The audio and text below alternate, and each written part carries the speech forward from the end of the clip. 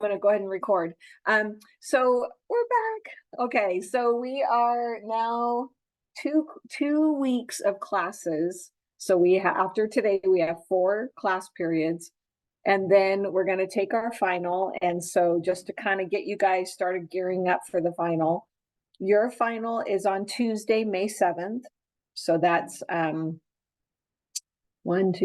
Tuesdays from now. And meet at 11, just like what we've been doing via Zoom.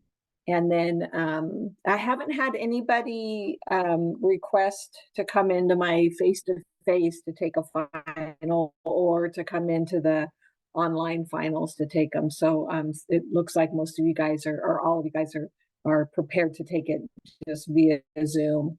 And then we'll do the same thing. You'll show your work, turn it in, submit it like you've done all your tests, and then you'll be free to go. And then I will get the finals graded as soon as I possibly can. So again, we don't have another test until the final. So the stuff that we're going over right now, that will be on the final. And so it'll be kind of a test on this section, kind of embedded in the final. So you will see it again. So we have just 3, so a total of 4 homework assignments left. Today's the third, the second one of the 4. And then you have the last homework assignment is the final exam review. And so that is homework number 21. And that one is open now. So you can go and come, it's unlimited. So there's none of the 3 attempts and you're done. It's unlimited. So the purpose in that is that you will start now and really push to even go in, every other day and do some problems. So you can go and come as much as you want. Obviously the goal is to get 100% on it. But to practice and practice and practice, that's what you should be doing. And then you'll be done. So the final exam, I haven't decided, and maybe you guys can help me decide. I have 2 different versions. I have a paper version, so we could do it like we've been doing it, where I send you the final, 15 minutes before class, the final exam starts, or you can do the final on my math lab, but you still have to write your work down. So any thoughts on that? Does anyone have a preference one way or the other? I'd say it's better like how we've been doing it, like writing it and submitting. Yeah, just how we've been doing it, because math lab would be a little weird. Okay, all right, perfect. So I'll just plan on doing, unless someone else has very strong opinions one way or the other, I'll just plan on setting it up.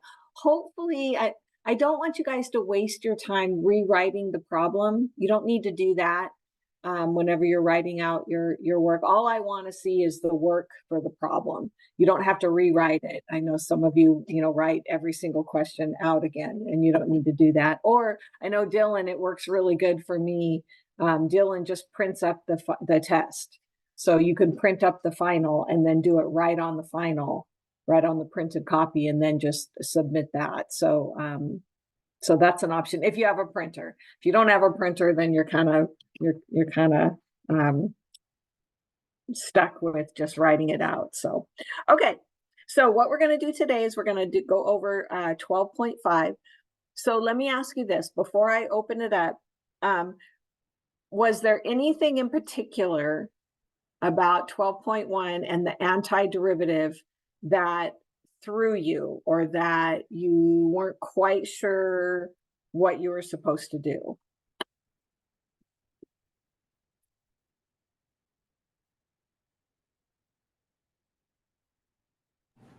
I feel like I'm still grappling with the concept of doing the opposite of it. Like my mind's still wrapping around it, but I think I'll get there. Okay, all right. Yeah, the biggest challenge is making sure that when you are finding the derivative, so keeping all those terms together, derivative, marginal, rate, instantaneous rate of change,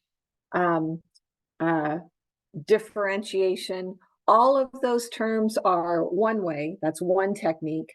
And then the antiderivative, integration, integral, finding area under a curve, that was another thing that I need to type in here. Area under a curve, which we're going to do today. That's all anti-differentiation. So there's one technique for derivative and one technique for antiderivative. So you really have to make sure that they're separate. I've had lots of students go, oh, I got mixed up. I got confused at which I was doing. So really make one column for derivative and then the other column in your mind for antiderivative, or even on your notes, you know, that you're going to use. So you can use your notes for the final. What I would strongly suggest for the final, though, is don't bring your whole notebook to the final. As you're working through that final exam review, kind of keep notes from that and kind of limit your notes to maybe 1 or 2 pages. And I will have a final exam formula sheet. So I'll send that out to you ahead of time, so you know what's on the formula sheet, so that you're not having to repeat anything. But really limit the number of notes that you're going to use.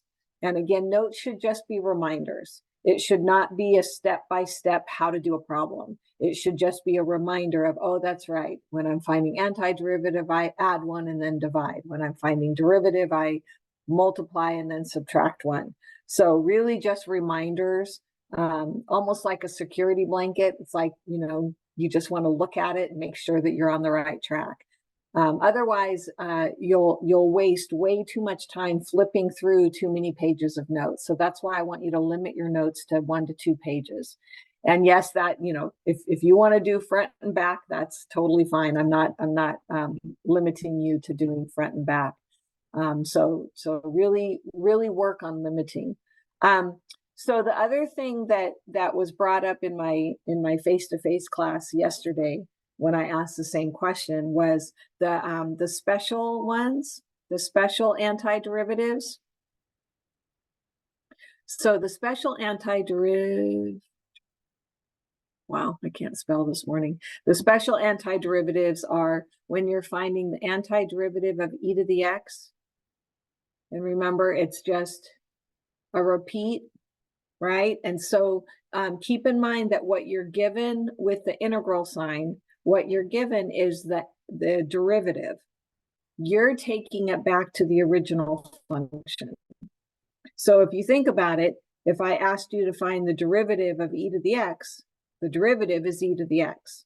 So the antiderivative of e to the x is e to the x. So this one's pretty straightforward. Excuse me. Where it gets a little more complicated is when you have e raised to some function. Okay, so the antiderivative of e raised to the some function is, it's going to be written as 1 over the derivative of the function times e raised to the function again, and then plus c. Okay, so 1 over the derivative of whatever your function is. So the reason that you do that, because remember we're working in inverses, is when I asked you to find, let me give you an example. When I asked you to find the derivative of, say, e to the 4x. Okay, so this is derivative. What we did is we repeated it, e to the 4x times the derivative of the function. So we end up with 4e to the 4x. Okay, that's finding the derivative. When I'm finding the antiderivative, so if I had the antiderivative of e to the 4x, it would be 1 over the derivative of this, which is 4, times e to the 4x. So it ends up being, so you can write it like this, or you can write it e to the 4x divided by 4, and then plus c. So derivative, you multiply. Antiderivative, you divide. So that's that inverse operation. Okay, does that make sense? Your fucking breaks.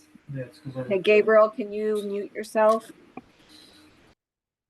Thank you. Okay, all right. So now the last one, so this is one of the special ones, this is the second one, and then the third one is when you have the antiderivative of 1 over x, or, and this is exactly the same thing, the antiderivative of x to the negative 1. Okay, so either one of these, and again, this is, you're given the derivative, so the answer is back to the original function. So the original function would be the natural log of absolute value of x. And that's what these bars are, just means absolute value. And all that means is I can't have a negative natural log. So you would never have a negative number where the x is. It would always be positive. And that's what the absolute value signs allow you to do. Okay, so this one right here, this number 3, this catches people all the time. So it's either 1 over x or x to the negative 1. They mean the exact same thing. So anytime you get either of these, then it's going to be ln of x. So one that catches people quite often is this. So if you had the antiderivative of 2 over x, well, this is the same thing as 2 times 1 over x. Okay, so it would just be 2 ln of x and then plus c. Okay, so these are the 3 that are going to catch you. If anything's going to catch you, the rest of it is adding 1, dividing by the new exponent, adding 1 divided by the new exponent. Okay, now I had several students, even after going over this yesterday. So I had one student that said, well, don't I just add 1? And I said, well, let's look at that. So if I add 1, right, if I use that power rule for derivatives, I end up with 0. And if I'm dividing by my new exponent, I'm dividing by 0. This you can't do. This is your big red flag, right? This says, oh, I can't divide by 0, so this must be one of the specialty ones. So it's got to be ln of x. So I know sometimes we get going and we just, we get into the pattern of it and we forget that some of them, there's 3 different scenarios where you're going to use a different technique.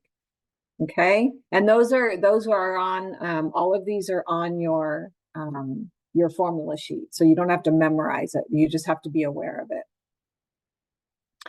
Okay, so what we're going to do today is we're going to talk about the fundamental theorem of calculus. All right, so basically what we're doing is we are finding the area under a curve. So if you look at this graph, and you look at this graph, this blue line, the dark blue line is your function, okay? Then what is changing is now we have endpoints. We have the value a up to b, okay? So these are our values, a up to b. And so what we're doing is we're finding all the area under the curve and above the x-axis between a and b. So we're literally blocking in and we're looking for what's the area under that curve. Now, on Tuesday, we're going to talk about Gini index and, oh my gosh, totally forgot. Producer surplus, consumer surplus. And so those terms, if you haven't taken the classes yet, you probably will. If you're in the business realm or accounting, you'll need micro or macroeconomics. And those terms come up in those classes. So what we're going to do is we're going to talk about and learn the math behind it, behind the finding the Gini's index. Okay, and so, or the consumer surplus or the producer surplus, and all of that is being able to find the area under a curve. And it's actually the area between 2 curves is what we're looking for. So that's the idea, that's the visual behind what we're doing. This right here is the actual fundamental theorem of calculus. And so what it says is, now if you notice, we have an integral sign. We have a value at the top, which is the higher value, and a value at the bottom, which is the lower value. And so we're going to find the antiderivative, just like normal, and then we're going to evaluate it between B and A. And we're going to find the difference between the two. So remember, whenever you find the difference, you're subtracting. And so you're finding the amount that's in between those two values. Okay, so for instance, if I had $100 and somebody else had $75, to be able to find the difference between the two, we'd go 100 minus 75. So we're finding that value that sits right in between those two values. And that's exactly what we're doing here. We're finding the value that sits in between A and B and from the function down to the x-axis. Okay, so this is how we're going to set up our function. This is always on a closed interval, which means we have two values at either end, and we're closing off that value. It doesn't ever go on forever and ever, okay? All right, so the difference all of a sudden now is, remember before on Tuesday, we had just an integral sign.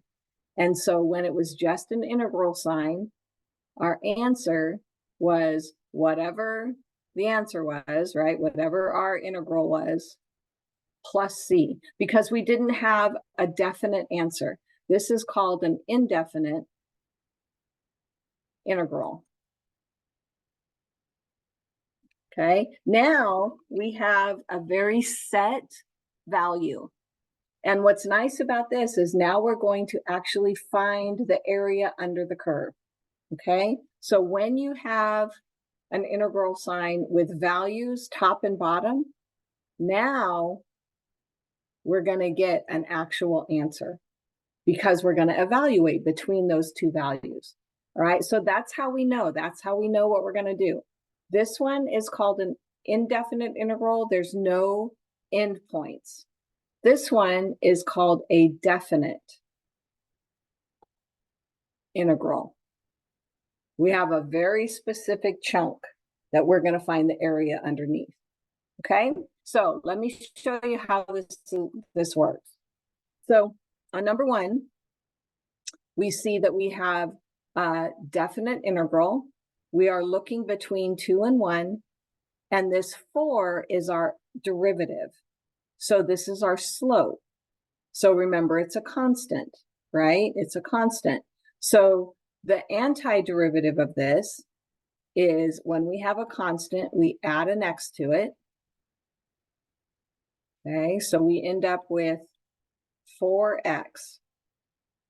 Okay, now again, take it backwards. The derivative of 4x is 4. So I know I did it right. Now I don't have to do plus c anymore because now I have a very definite integral. And so now I'm going to evaluate. So this vertical line, that indicates evaluate. In other words, plug our values in and subtract the 2. Okay, so I'm going to plug my 2 in and get an answer. Then I'm going to plug my 1 in and get an answer. And then I'm going to subtract the 2. Okay, so you find the antiderivative just like what we did on Tuesday. And then now you're going to plug the 2 in, the higher number in, and get a value. Then you're going to plug in the lower number and get a value, and then you're going to subtract the 2. Okay, now let me show you visually what this looks like.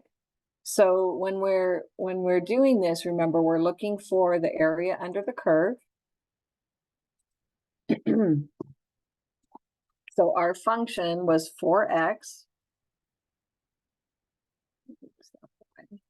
And we were looking at this, I'm going to draw it in here. We were looking at this between 1 and 2. So we are literally looking, and that answer of 4 is all this area underneath. Okay, now if I were to actually find the area of this, let me show you. You can see it. Let's see. I'm going to try and do this so that we can see the values. Let me erase all my drawing here. Okay, So if you look at this whole thing, right? If I look here, when I look at this whole thing, I get 8 times 2, right? This whole thing is 8 times 2. So what am I doing? I'm finding the area. So I have the area of that whole rectangle, this whole part right here is 16. All right. This red line cuts that right in half. So 16 divided by 2 is 8. Okay, so that means this whole part from 0 to 2 has 8 units squared because it's area. All right. What we were looking at was just from 1 to 2. Okay, so we were looking at just this part is all. Okay, well, if I block this off, I'd have 1 times 4. So this part right here is 1 times 4. And here I have 1 times 4 divided by 2. Right? So when I add all that up, I end up with the area of 4. Okay? So it's a very powerful tool to be able to find the area under the curve. Okay? All right, so let me go back to our OneNote. So this is the area under that curve. And that's what we're doing is we're able to find every single time we're able to find the area under the curve just by finding the antiderivative. So with this one, number 2, I'm going to add 1, divide by my new exponent. So 2x squared divided by 2 is just x squared. And then I'm going to evaluate between 3 and 6. So go ahead and evaluate that. Before I finish this, go ahead and you guys plug this value because this is the new part. The evaluating is the new part. Finding the antiderivative is the same. So go ahead and evaluate that and tell me, put in the chat what you get.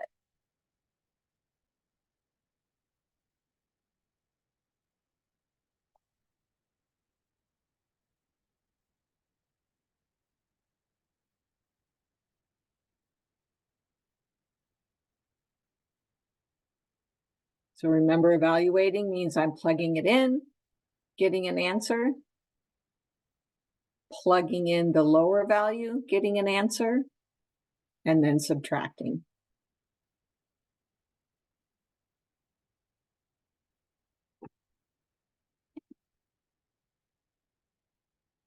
Good, Nathaniel. So Nathaniel, you got your 36 minus 9, and then you're going to go ahead and subtract and get the 25.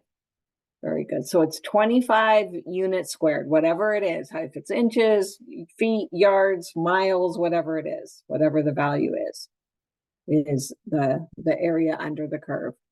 All right. And so again, as a visual, so our function is x squared. Okay, there's our x squared. And this time, I'm going to make it smaller here. This time we're going from 3 to 6. So 1, 2, 3. So right here, let me get rid of the line. Okay, so we're going from 3 to 6. So from here, from this point right here, it's not letting me write, from this point right here up to 5, 6, 7, 8, yeah, up to here. So we're looking at the area. And again, between the function, and this goes all the way up here. I don't know if I can show the whole thing.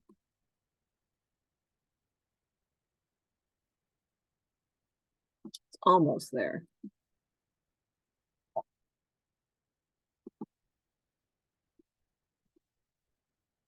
Okay, so let's see.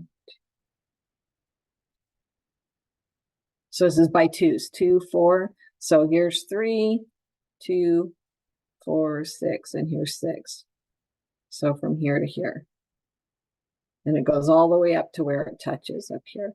So what I'm doing is I'm looking at the area between the function x squared and my x-axis. And so that whole area is 25 units squared. That's how much the area is. Okay. And you'll see once we get into our applications, you'll see where this makes sense, how this applies in a business world. But right now, it's just the idea of we're finding the area under the curve. Okay. All right. Let's try one more. And then I'm going to let you guys work on a few on your own. So we add 1, divide by my new exponent. This is a constant. So remember the constant. So just to give you some reference, so a constant is always whatever the constant is times x to the 0 power. Because remember, x to the 0 power equals 1. So it's just 3 times 1. So you really are doing the power rule. You're adding 1 and dividing by the new exponent. So that's why you just add an x to it.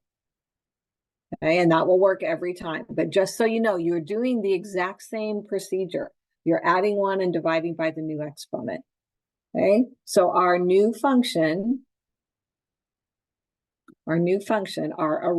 function is 2x squared plus 3x. Okay, 4 divided by 2 is 2, x squared, and then we add an x to it. And then you're going to evaluate between -2 and 3. Okay, now I've seen some people just write the whole thing out where you plug in 3 and then you plug in -2 and then you calculate the answer. It is never, ever, ever a good idea to trust your calculator. I would never put everything in, excuse me, everything in at once. What I'll do, and this is the technique that's going to save you lots of frustration. Just plug in the higher number and get an answer. So I have 2 times 9 plus 9. So 18 plus 9 is 27. Okay. Then I'm going to go through and plug in the lower number and get a value. Make sure that when you're plugging this into your calculator, that you use parentheses. Because remember, and this is just a reminder, when you use a calculator, if you plug in -2 squared like that, it's going to spit out -4. If you plug in -2 squared in parentheses, it's going to plug out +4. So you can see there's a huge difference between these two. And it's not just, excuse me, it's not just a minus sign. There's 8 steps between those two numbers. So it really does make a difference in your answer. So if you're going to do this with your calculator and it's a negative value, always use parentheses around it. So this becomes 2 times 4, which is 8. This becomes 3 times -2, which is a -6. So 8 minus 6 is 2. And then you're going to subtract the 2 values. So it is 25.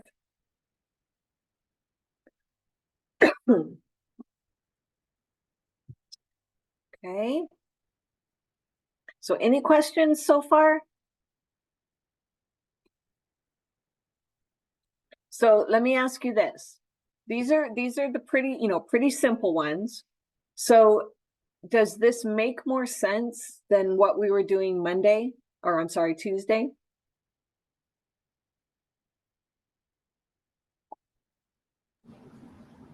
I say so. Okay, good. Okay. Yeah, I can see how it's working itself out. Sorry. Oh, no, good. I need to make sure that you guys have time to answer me. And I think that the difference with this is when you were doing it Tuesday, the answers, you were like, okay, I don't know what these answers mean because there's variables in them. Where this, now you can actually see a value to it. There's like a number that is attached to it. So it makes it a little more palatable, if you will. This is more, it's more foundational, if you will, instead of abstract, which was what we were doing Tuesday. Okay, so all of these have little nuances to them. right? Basically, it's the same idea. You find the antiderivative and then you evaluate. But what happens is each one is going to present a new process, if you will. Okay, so we have square root of x. So remember, when you're rewriting a radical back to a fractional exponent, because I can't do anything with this, just like with derivatives, we can't do anything with them. So you have to get rid of this radical. So when you're rewriting it, just remember, it's the exponent is your numerator, the index is your denominator. Okay, so if you have square root of x, this is your exponent. Nothing there means there's a 2 there because it's the square root. So this becomes x to the 1/2. Okay, so I'm going to rewrite this. And it's a definite integral because I have endpoints. So this is 3 over x to the 1/2. And again, can't do anything when that exponent and variable is on the bottom. So I'm going to rewrite this as 3 times x to the negative 1/2. So remember, if you have 1 over square root of x, that's, I'll write it over here, 3 over square root of x, that's 3 over x to the 1/2, which is when I push this to the top, it changes that sign to make it negative.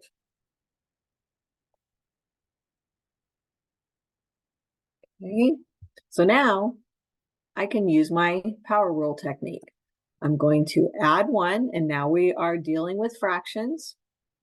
And then I'm going to divide by my new fraction. So negative 1/2 plus 2 over 2 is 1/2. Okay. So now remember, if you have 3 divided by 1/2, that's the same as 3 times 2 over 1, which is 6. Okay, so all I'm doing is I'm flipping this over and multiplying. So I end up with 6x to the 1/2, and that's what I'm going to evaluate. And again, no plus c because it's a definite integral. Okay, so I'm going to get my answer here. And this one, it just is much easier to do 6 times the square root of 5. And if your calculator doesn't change it to a decimal, make it change it to a decimal. So what I did is, I don't know if you can see this, I hit the mode button, mode, and then classic. I scroll down to classic. If it's on math print, it's going to keep it as a radical. Or you can do 6 times and in parentheses 5 raised to the 1/2. So that is 13.4164. And then 6 times 1 to the 1/2. So anytime you have 1 as a base, it doesn't matter what the exponent is. 1 to the 1/2 is 1. And so 6 times 1 is 6. So then you subtract the 2. So you get 7.4164. And that is your area under the curve.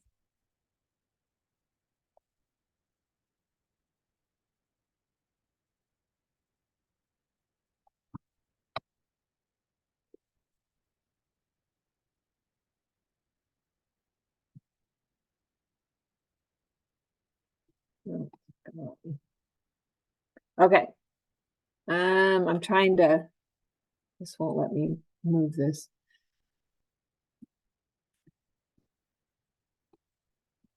Okay, so let me block this off. Didn't give myself enough room. Okay, so this one, number 5, and I'm just going to kind of hit a few different ones. Actually, let's jump down to number 7. That way you have practice with the radicals. So go ahead and rewrite each of those. So again, with a radical, cannot do anything with a radical. So I'm going to rewrite this. So what does this become? What does the cube root of x become? X to the what?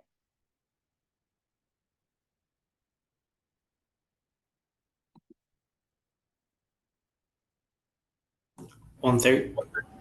Perfect. Okay. And then how about 1 over cube root of x? What would that become?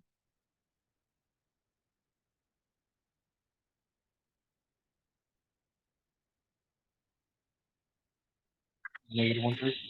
X. Yes. Yeah. The same. Very good. So it's the same thing, but since it's on the bottom, we're just going to push it to the top and it becomes a -1/3. Okay.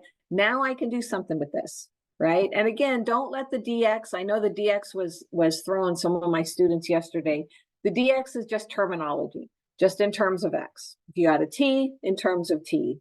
So it doesn't, it's kind of like when we were doing these, the related rates, derivative in terms of time. That's all it is. It's just a notation. So don't let that throw you. All right, so here we go. We're going to add 1, and you have to work with fractions. Divide by my new fraction. Add 1. Divide by my new fraction. -1 plus 3 is +2/3. So this is where I'm going to flip it. So I get 3/4 x to the 4/3. Flip this, 3/2 x to the 2/3. And then we're going to evaluate between 1 and 8. And I'll do this over here, just so I have more room. All right, so let's get your answers. So we have, and this is just a matter of being comfortable with fractions. So I have 3/4 times 8 to the 4/3 minus 3/2 times 8 to the 2/3.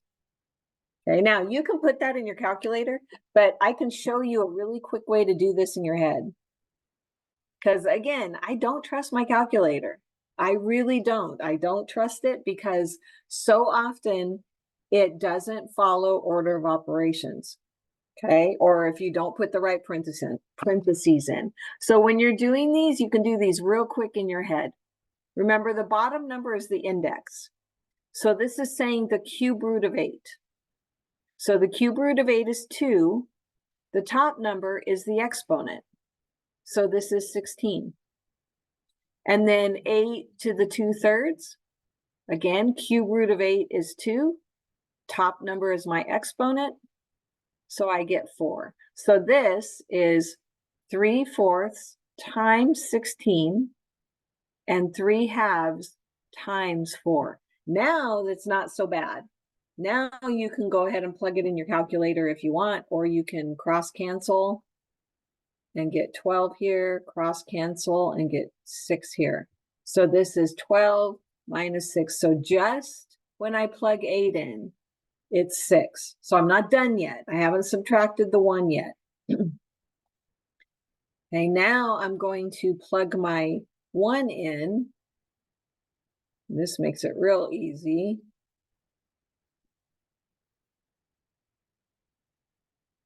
If your base is 1, doesn't matter what the exponent is, it's 3/4 times 1, which is 3/4.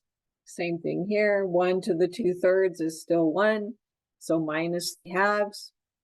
So 3/4 minus 3/2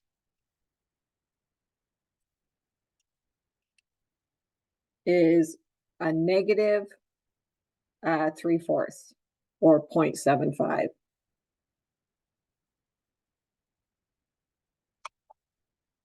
Okay, so this is when I plug in 8, then I plug in 1. So I'm going to subtract. So this is where you got to be careful. Because you're subtracting the 2, you're subtracting a negative, which means you're adding it. So it's 6.75. That's the area under the curve.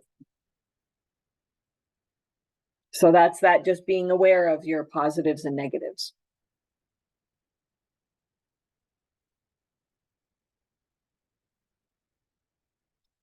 Okay. Everyone okay with that one?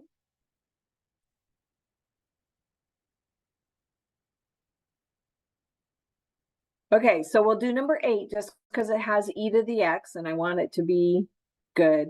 This one, just real quick, this one up here, right? Don't forget, this is 1 over x.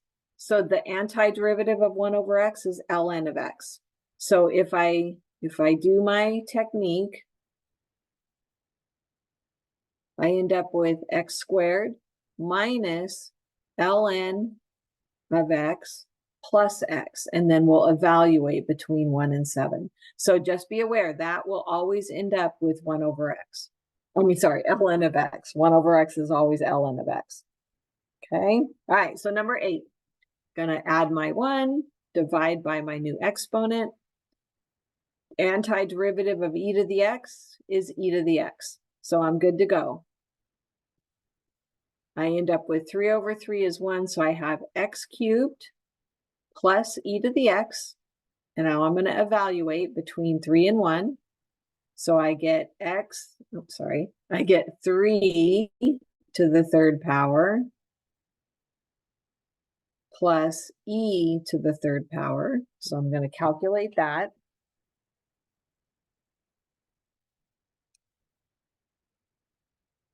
So 3 to the 3rd is 27. And then e to the 3rd is 20.08. So this becomes 47.08554. I'll just round it there. And then when I plug the 1 in, I get 1 cubed is 1. So 1 plus e to the 1st gives me 3.71828. And then I'm going to subtract the 2.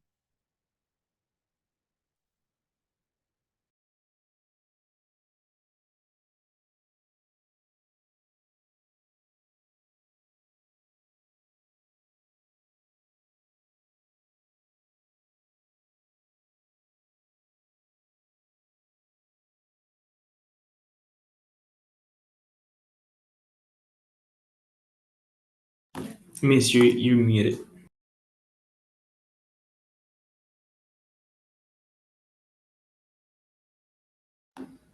We can hear you.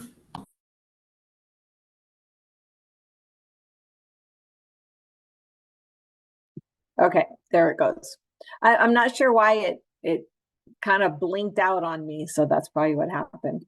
So, okay, so 48.36726, everyone good there? I don't know when I blinked out.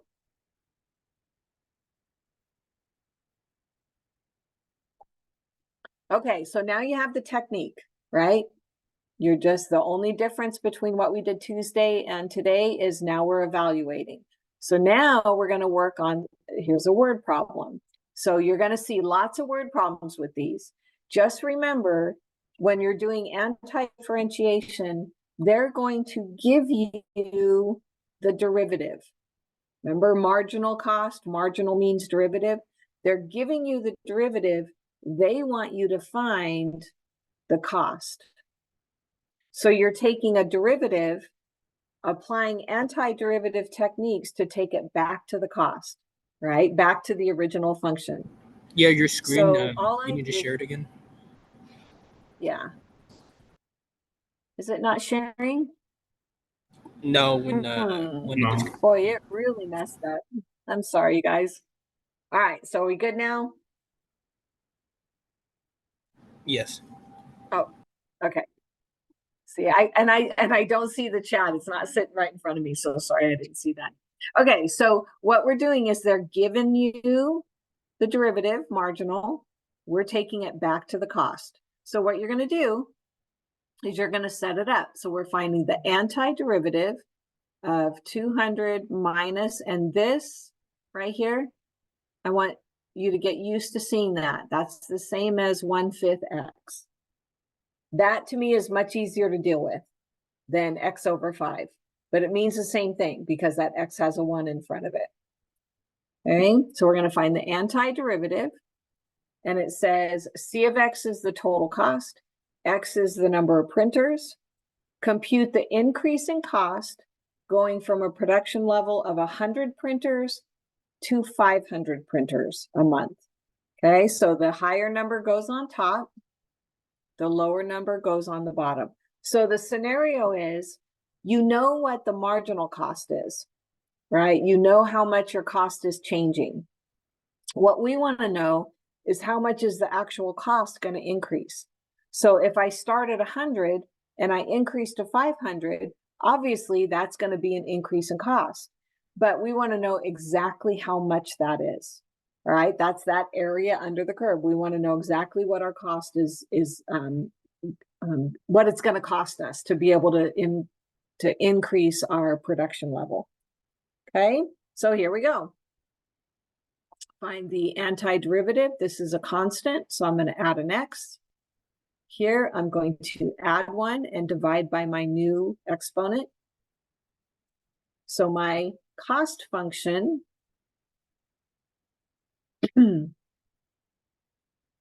is 200x, and then I'm going to flip this over, right? You flip it over and multiply. So minus 1/10 x squared. Okay, so what I've done is I've taken my marginal cost, my derivative, and now I have my cost function. Now I can evaluate. That's that evaluation. I'm going to evaluate what my cost is. What's the difference in cost? How much is it increasing? What's that amount in between? When I have 100 products, what's the cost? When I have 500 products, what's the cost? And then I'm going to find the difference. How much did it go up? Okay, so antiderivative. And remember, when you're dividing by a number and you're dealing with fractions, you're flipping that over. So you have 1/5 divided by 2 is the same as 1/5 times 1/2. That's where I got the 1/10. All right, so now we're going to plug our values in. Now remember, every time I see an X, because I'm looking for the total cost. So I'm going to find the total cost at 500, get that value, find the total cost at 100 and get that value, and then subtract the two. So 200 times 500 is a 10 with 4 zeros. So this is 100,000 minus, and then 500 squared times 0.1 or 1/10 is 25,000. So the total cost of producing 500 products is 75,000. And then the total cost of producing 100 products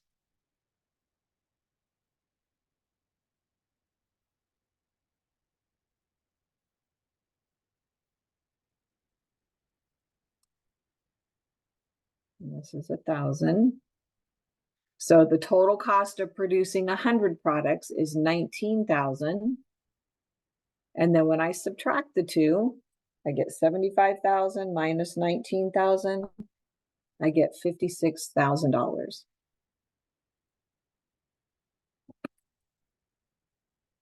Okay, so what this means is, type it out, the total cost increases by $56,000 when my production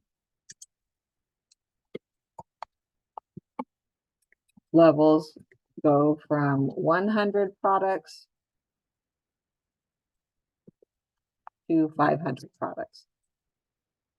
Now, if you were a business owner, that's really important information to know, because if I only have $50,000 in the bank or to spare or to use on costs, I can't do this, right? I cannot do this particular jump, but maybe I can do from 100 to 300.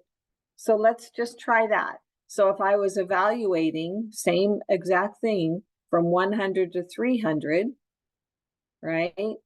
I'd go 200 times 300, find out what the cost is for 300.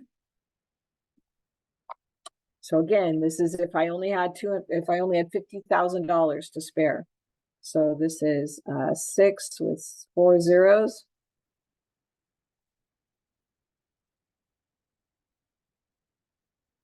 And this is 9,000.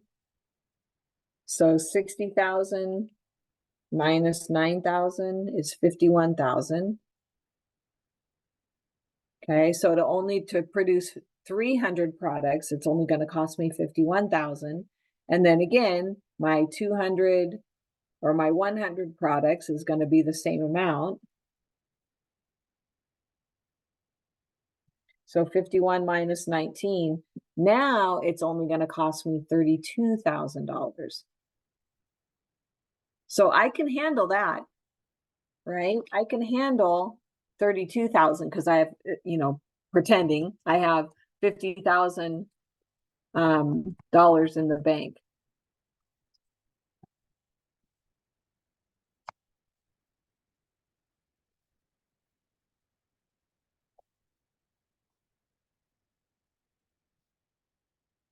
Okay, so these are the kind of things that you can use this for, especially when you're in the business world and you're trying to figure out how can I grow my company without going bankrupt, right? Because so many people go bankrupt because they try to do too much, too fast, too soon.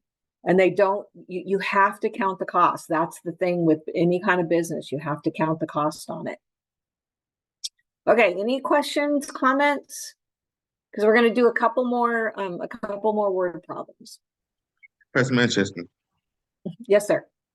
will we ever have a problem where we would want to reduce production? Like instead of 500 being on top, say it was 50, 50 would be on top? Yes. Yeah, you can totally do that. But the thing is your higher number will go on top. So if you're going to go from 100 or so from 50 to 100, so you'd always want to make sure that the higher value goes on top. But it would be the same thing, right? It would be the same value, or the same concept.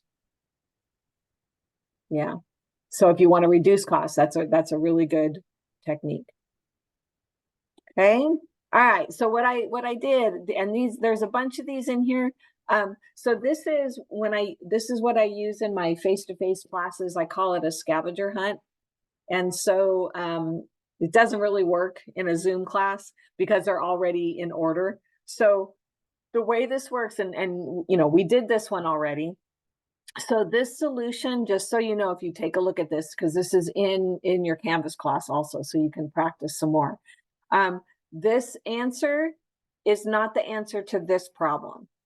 So it's called a scavenger hunt because you do this problem, you find the answer, and then you go and you find the next slide or the next paper that has the correct solution on it. So the answer to this one was 27. The answer to this one, and we just did this one, was 25.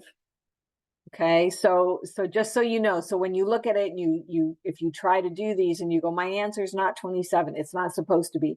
Look at the next slide down. That's your answer. Okay. All right. So let's try this one. And I won't show you the answer just yet. So this is another type word problem. Let me get a different color, like the red. Okay. So suppose money flows continuously into a slot machine at a casino. And not that I am not promoting gambling. This was just a problem. I thought it was interesting. At a casino and grows at a rate given by, so this is a growth rate, so it's a derivative, 100e to the 0.1 t, where t is time in hours, and the time is between 0 and 10. Okay, so from 0 hours up to 10 hours. The definite integral gives the amount of money that accumulates over the 10-hour period if no money is paid out. Okay, so the scenario is there's a casino, one specific slot machine has this kind of growth rate. And we want to know how much of money is accumulated over that 10-hour period. So no money, nobody's winning anything. This machine is terrible. There's no payout. So we're going from 0 to 10, and we have our function 100e to the 0.1 times t, and this is in terms of time. Okay, so this is us using our special derivative. So remember, when you're finding the antiderivative, it's 1 over the derivative of the function times e to the function again. Okay, so the derivative of 0.1t is 0.1. So we're going to go 100 divided by 0.1, and then times e to the 0.1t. Now, before we never had a number in front. Okay, so you can read this as 100 times 1 over 0.1, which is the same as 100 divided by 0.1. That's where I get that. Okay, so we have 100 divided by 0.1. That gives us 1,000 e to the 0.1t. Okay, and then we're going to evaluate between 0 and 10.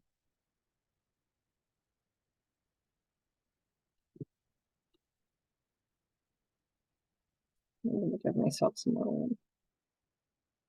I'm going to move this over here. Okay, so we're going to evaluate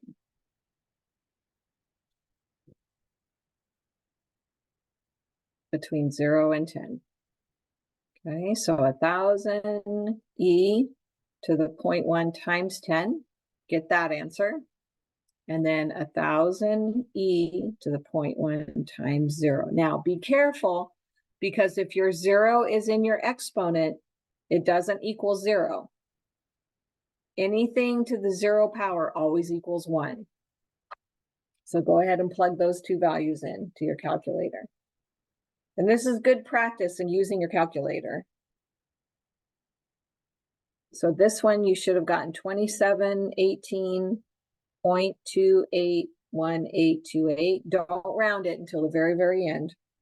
And then 1,000 times, where am I? E to the 0 gives you 1,000. Okay, because this right here ends up being 1, because it's e to the 0 power. Right? And then we subtract the 2. So we have 1718281 1718.281828. Okay. Now, notice it says, where is it?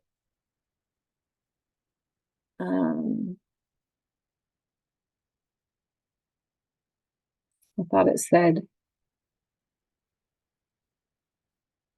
in thousands, but maybe it doesn't. Maybe it was a different problem.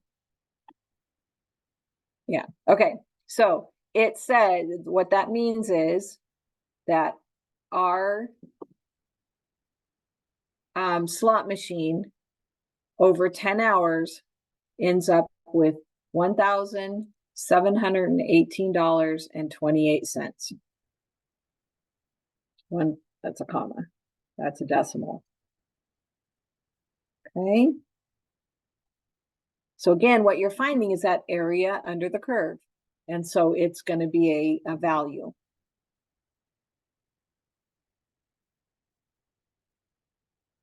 I have too much writing on here. Let me erase all this and then I'll make it clearer.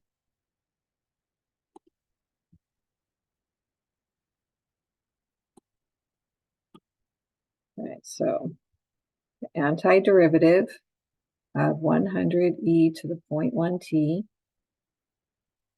is 100 divided by 0.1 e to the 0.1 t, which equals 1,000 e to the 0.1 t. And then that's what we were evaluating. Okay, any questions on that one? And are you okay with the e to the function? So this is where you really have to practice that idea of, okay, you find the derivative of this, which is 0.1, and you divide by that derivative. Instead of multiply, you divide by that derivative. Okay.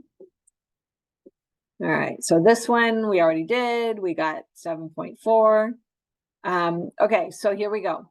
The rate of depreciation of a building is given by, so again, that's your derivative, dollars per year. Find the total depreciation over the first 10 years. So one of the questions that came up was, do you start with 1 to 10 or do you start 0 to 10? What do you guys think? 1 to 10. So, okay, so we want the first 10 years, right? So if I start at 1, that means I'm missing that whole first year. Because if I go 1 to 10, it's 1, 2, 3, 4, 5, right? Yeah, so you start with the 0, yeah. Okay.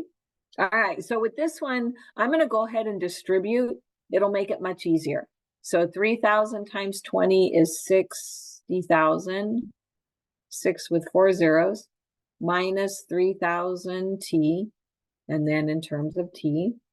So that's our function that we're going to find the antiderivative of.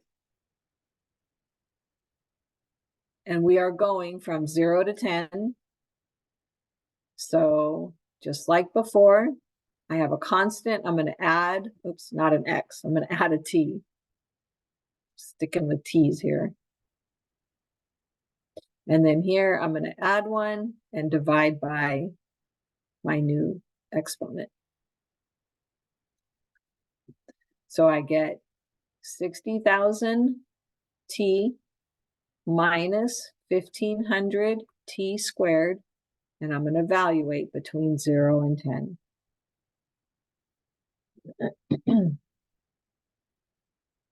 Okay. So 60,000 times 10 minus 1,500 times 10 squared. Get that value. So this, I just add a 0 to it. And then 10 squared is 100 times 1,500 is 150.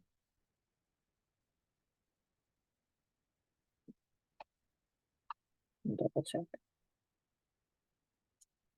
Yeah. So then 600,000 minus 150,000 gives me $450,000.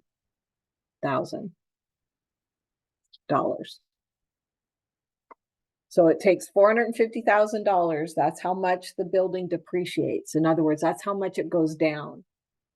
So the value of it goes down over 10 years, which makes sense, especially if you don't do anything to it.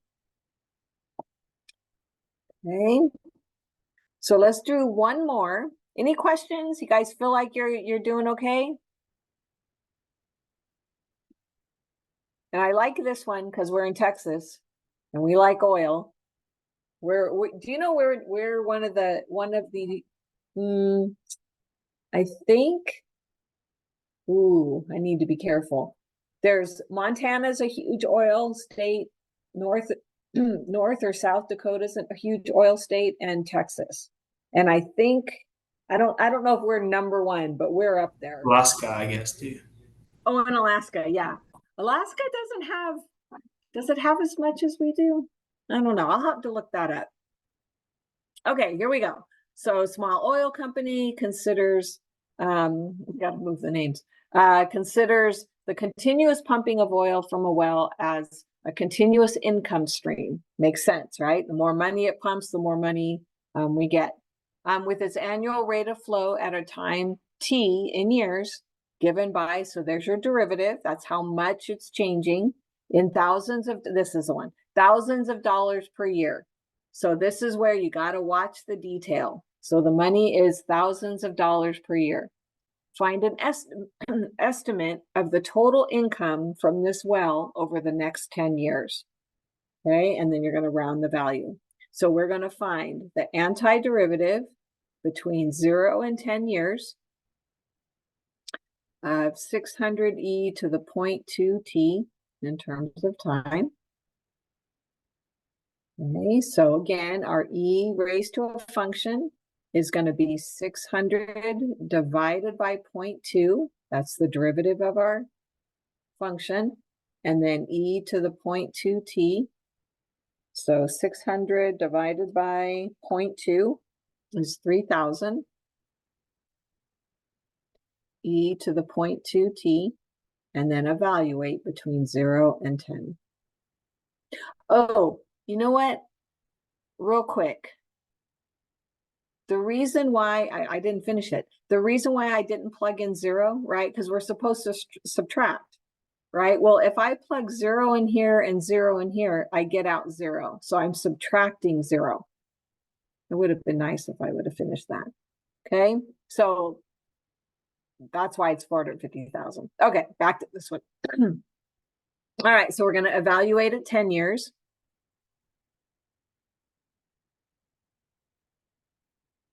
And get that answer. And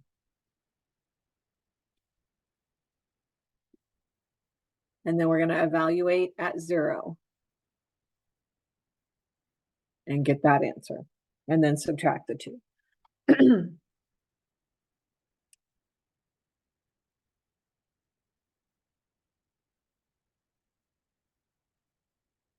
So for this one, I get 22,167.1683. And hopefully you guys are using your calculators, because this is going to be important when you get to the both My Math Lab and then the finals, being able to use your calculator. So this becomes 3,000, right? And we're subtracting the 2. So 22,167.1683 minus 3,000 is 19,167.1683. Okay, so this is where you have to notice the detail. This is in thousands. So what that means is I'm going to multiply by 1,000, which means I just move my decimal point over 3 places. So it's 191,671,68.3. And so it is $19 million. 19,167,168. Okay, so that's the total income over a 10-year period. That would be nice, wouldn't it? That would be a nice little chunk. Although then the oil workers, they get paid very well, because it's a very dangerous job. So I think they're compensated for their dangerous job. I wish they could do that for police officers and teachers. That would be good. Okay, so again, this number is a little bit off, and it's only a rounding issue. So on the test, on the final, as long as you show me your work, if it's off by a little bit, I will give you credit for it, because it's just a rounding issue is all. I probably rounded too soon to get it to the right spot. Okay, I'm going to stop there. Any questions?